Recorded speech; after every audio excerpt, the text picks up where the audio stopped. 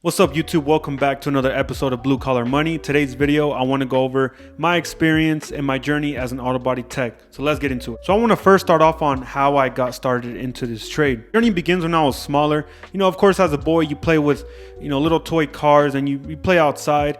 And I feel like my interest didn't really start until I watched Fast and the Furious. And from there, I just caught an automotive bug. Throughout my elementary and middle school years and even high school, that's what I knew I wanted to do. I knew I wanted to work on cars. And beginning high school, your guidance counselors and your teachers ask, what do you want to do after high school? And I've always said I wanted to work on cars. And of course, that always got met with dirty looks and they'd always tell me, oh, why do you want to work on cars? It's dirty, it's messy. So many other career choices you can pick out of. Me, that just didn't call my attention. Any of these other career opportunities and going to school, for me, didn't really catch my attention. Like I said, I knew I wanted to work on cars. It wasn't until junior year of high school when I moved from California to Iowa that I took a auto body shop class and a mechanic class. And I thought it was really cool that they had those classes. For me, I thought I was gonna like the mechanic class more, but honestly, it was the body shop class that really drew my attention.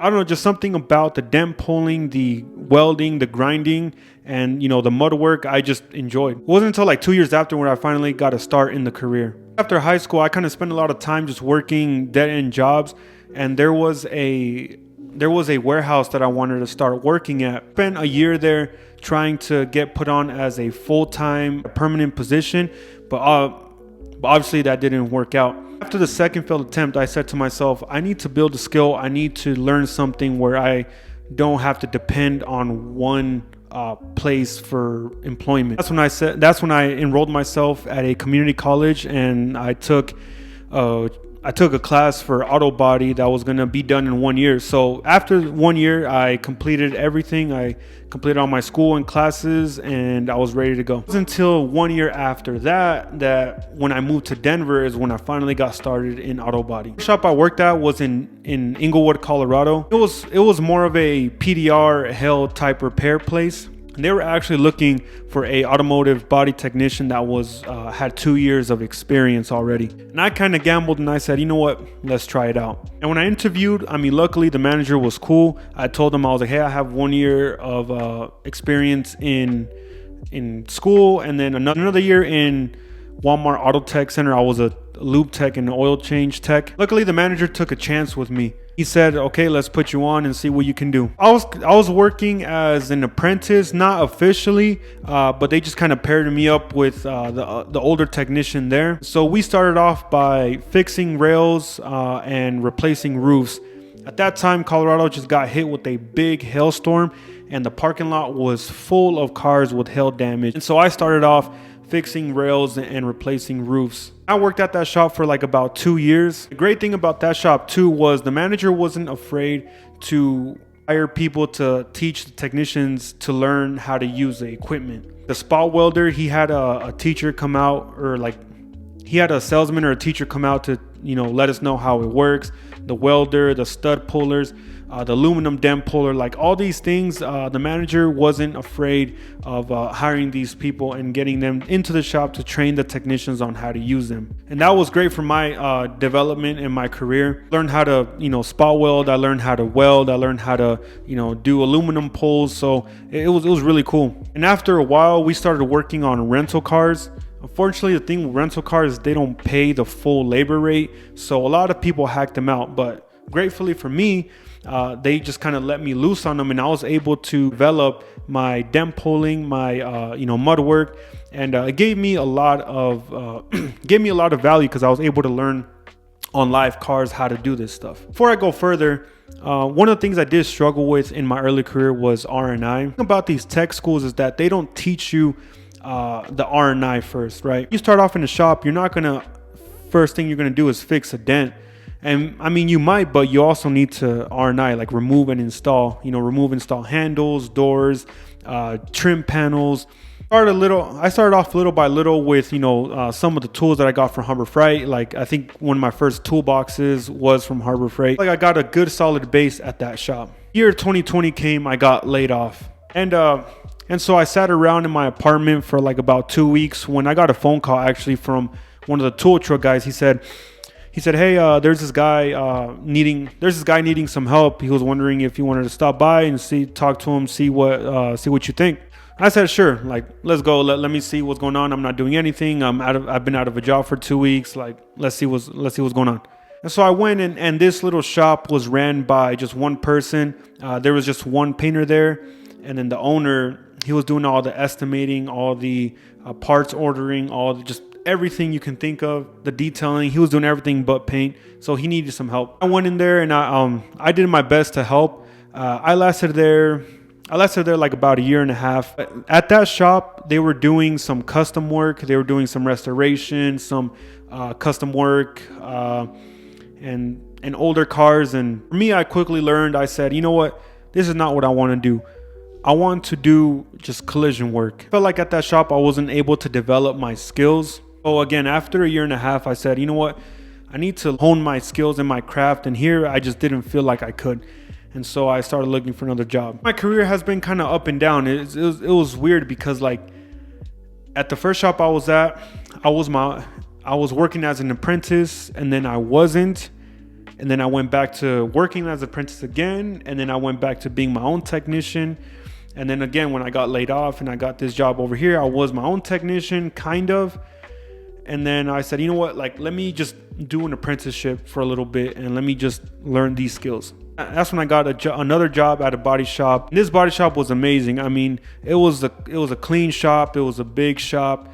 And I got to work on everything from, Lamborghinis, McLarens, Ferraris, a lot of high-end stuff, Maseratis.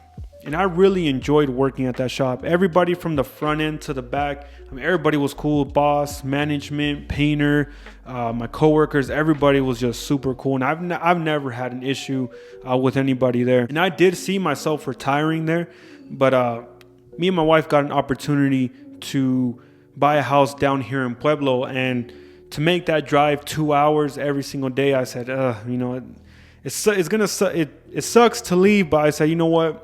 I kind of have to do what I have to do, and I got to move forward. I lasted there for like 3.5 years or so, 3.5 years. I learned a lot at that shop, and the guy I was working under, I mean, he was a really good worker. Even there was another A-Tech there that was a little bit older than him, and he was a super good technician as well. These two techs were like A-Techs. They were solid, they were good, and they knew how to do their stuff, and I learned a lot from them. My journey as an auto body technician, I've been working as a technician for 6 to 7 years now. I've enjoyed the process, honestly. I know there's a lot of bad reputation of the industry, and a lot of people say, like, oh, don't get into it, don't do it, it's not what it used to be. That gets me a little upset because if you think about it, nothing's what it used to be. I mean, home prices are not what they used to be. Grocery prices are not what they used to be.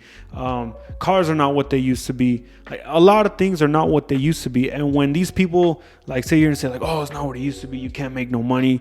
I mean, that's just a lot of negative talk. Honestly, that's not my experience. I've been able to provide and do pretty well. Even the guy I worked under for close to 4 years, he even told me, he said, like, I've been able to make my money. You just got to work hard, and the money's there to be made. And I agree, and I've seen it. I mean, when there's a shop that knows how to do their stuff, that is full, that, keeps the cars going in and out, I mean, there's money to be made. I chose to say, you know what, like, let me just focus on my craft and do this thing to the best of my ability, and the money will be there. And honestly, I've enjoyed it. There's been ups and downs, there's been pros and cons, and maybe I'll make another video on the pros and cons of the industry. But as for me, the past 6 to 7 years have been good. Currently, right now, I am looking for a job. I'm down here in Pueblo now. I'm looking for a job in this area. I haven't been able to find anything just yet. Good thing is that there's always red cars everywhere, so I'm sure I'm gonna be able to find a job at some point. And I don't see myself doing anything else, honestly. I like automotive. I like the tools. I like using tools. I like the work that I do. I like fixing dents and fixing cars back to pre-accident conditions. And it's fun for me. I like it, and I don't really see myself doing anything else. I mean, I could go to a warehouse, I could go anywhere else, but that's the thing, is that, like, you get a good 9 to 5, Monday through Friday schedule. Again, that's another topic for another video about the pros and cons. But for the most part, like I said, my journey I've been enjoying for the past 6-7 years. Again, I like the tools, I like the craft, I just like everything, and that's just been my experience. And would I encourage younger guys to get into the industry? I would say like, why not? I mean, again, if you just focus on your career and you just focus on building your craft and getting better every day, the money is going to be there. Cars are always going to be needing to be worked on, and they need to be fixed. So who's that? It's going to be us. There's a negative stigma on like auto technicians and say like, oh, they don't make a lot of money. That's why this channel exists, is to be able to encourage and help other blue collar workers able to achieve financial independence. And I want to take you guys along my journey to financial independence as well. And building wealth, it's not easy. No, I mean, yes, it would be easier if you had a super high paying job, but you can do it in about any career. There's a story about a janitor that did it, right? He was able to retire in his 60s with $1 million or so. Again, that this is what this channel exists for. Hopefully you guys can follow along my journey. You can like and subscribe in this video, follow me on Threads, and also on my automotive content. I do have a page on Instagram called Automotive Pursuit. If you guys want to follow me there, and you can see all my automotive work, give me a like and a follow. And to follow along my financial independence journey and my building wealth journey, follow me along here. And thank you guys again for watching this video.